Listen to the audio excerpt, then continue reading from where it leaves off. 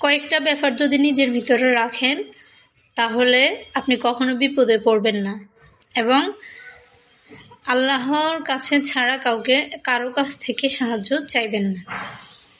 বিপদে পড়লে ভাই বোনদের কাছে কখনো সাহায্য চাইতে যাবেন না, কারণ একবার তারা সাহায্য করবে তা সারা জীবনের জন্য খোঁটার উপযোগী হয়ে থাকবে। তাদের মাথায় থাকবে, তারা অল্প একটু উপকার করে দেখবে 19 থেকে 20 হইলে একটু খোঁটা দেয়, আমি তো এত টাকা দিয়েছি, আবার এই উপকার করেছি, সেই উপকার করেছি।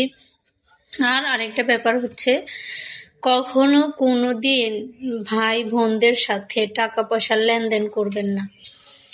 টাকা পয়সায় সম্পর্ক নষ্ট করে, টাকা পয়সা সবসময় সম্পর্কে নষ্ট করে।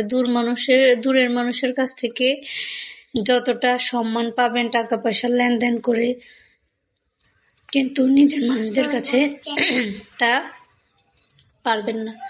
যখন আপনি নিজে ওদের বিপদে টাকা দিবেন, কিন্তু যখন চাইতে যাবেন তখন তারা ঝগড়াঝাটি শুরু করবে, দিতে পারবে না, সে টাকা চাইতে গেলেই সম্পর্ক বিচ্ছিন্ন হয়ে যাবে। তাছাড়া আবার টাকা পয়সা আনতে গেলেও একই সমস্যা হতে পারে। আর স্বামী নামক অপদার্থটাকে কখনো বিশ্বাস করবেন না এবং তাকে সাপোর্ট করতে যাবেন না অতিরিক্ত। মাঝে মধ্যে করবেন যখন বেশি অসহায় হয়ে পড়ে, তাছাড়া করবেন না, কারণ সে দুর্বলতার সুযোগ নেবে। কিন্তু নিজের স্বার্থের সময় সব সময় বিপদে পড়লে দৌড়ায় আসবে আপনার কাছে। স্ত্রী নামক যে কি বলে বোকা মেয়েটা তো আছে, দৌড় দিয়ে আসবে। হ্যাঁ, পরবর্তীতে কিন্তু সে যখন বিপদ মুক্ত হবে তখন দেখবেন আপনাকে চিনেও না। আপনি কে, এমন ভাবে তুচ্ছ তাচ্ছিল্য করে কথা বলবে, মাশাআল্লাহ।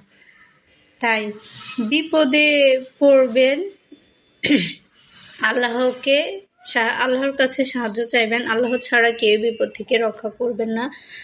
তো তাই ভাই বোন, স্বামী, এই 3 ধরনের মানুষ থেকে সবসময় দূরে থাকবেন। আর আত্মীয় স্বজন তো আরো আছে, অভিজ্ঞতা যাদের আছে তাদের থেকে। নিজের বিপদের সময় নিজেই মোকাবেলা করবেন আল্লাহর সাহায্য চেয়ে, কিন্তু বাহিরের কারো সাহায্য নেবেন না।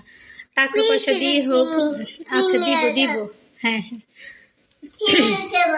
তাই নিজের খারাপ সময় কাউকে কিছু বলবেন না, আল্লাহর কাছে সরাসরি সাহায্য চাইবেন।